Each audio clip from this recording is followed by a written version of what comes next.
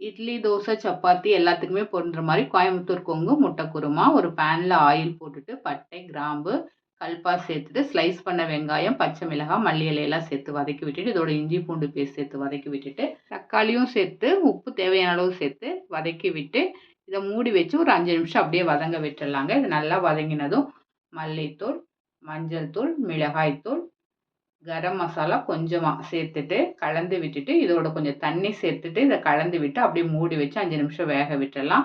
இதுக்கு தேங்காய், சோம்பு, கசகசா, பட்டை, 2, 3 ஸ்பூன் பொட்டுக்கடலை, ஒரு 5, 6 முந்திரி சேர்த்து நைஸா அரைச்சு எடுத்து வச்சுக்கலாங்க.